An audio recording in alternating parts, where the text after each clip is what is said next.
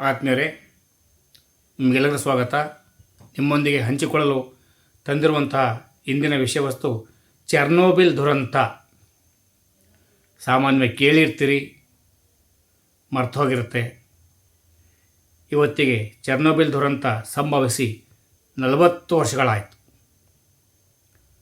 ನೋಡಿ, ಯಾವಾಗ ಆಗಿತ್ತಪ್ಪ ಇದು ಅಂತ ಕೇಳಿದರೆ 1986ರಲ್ಲಿ ಚೆರ್ನೋಬಿಲ್ ಪರಮಾಣು ದುರಂತ ಸಂಭವಿಸಿತು.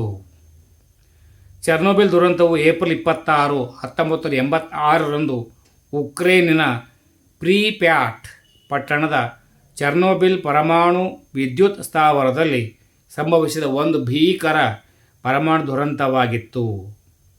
1986ರಲ್ಲಿ ಪ್ರಿಪ್ಯಾಟ್ನಲ್ಲಿರುವ ಚೆರ್ನೋಬಿಲ್ ಪರಮಾಣು ವಿದ್ಯುತ್ ಸ್ಥಾವರದಲ್ಲಿರುವ 4ನೇ ರಿಯಾಕ್ಟರ್ ಸ್ಫೋಟಗೊಂಡಿತು.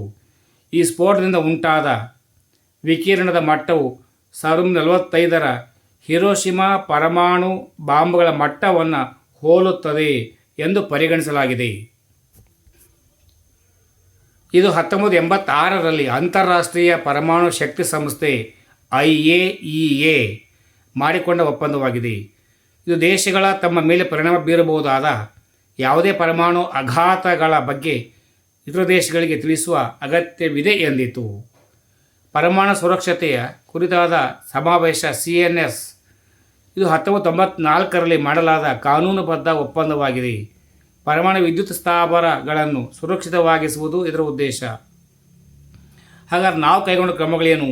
ಪರಮಾಣು ಶಕ್ತಿ ನಿಯಂತ್ರಣ ಮಂಡಳಿ AERB ಇದು ಪರಮಾಣು ಚಟುವಟಿಕೆಗಳು ಸುರಕ್ಷಿತವಾಗಿದೆಯೇ ಎಂದು ಖಚಿತಪಡಿಸಿಕೊಳ್ಳುವ ಜವಾಬ್ದಾರಿಯುತ ಭಾರತೀಯ ಸಂಸ್ಥೆಯಾಗಿದೆ. 2006ರ ವಿಶ್ವ ಆರೋಗ್ಯ ಸಂಸ್ಥೆ ಅಧ್ಯಯನವು ಚೆರ್ನೋಬಿಲ್ ದುರಂತದ ಪರಿಣಾಮವಾಗಿ ಉಕ್ರೇನ್, ಬೆಲಾರಸ್ ಮತ್ತು ರಷ್ಯಾದಲ್ಲಿ 9,000 ಕ್ಯಾನ್ಸರ್ ಸಂಬಂಧಿತ ಸಾವುಗಳನ್ನು ಊಹಿಸಿತ್ತು.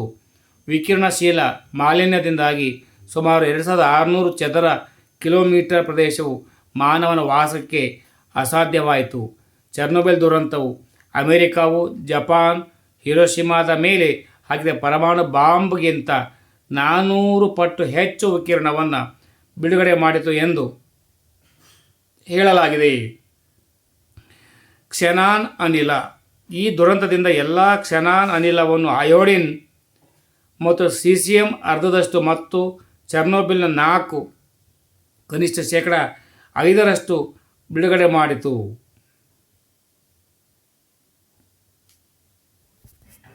ಧನ್ಯವಾದಗಳು.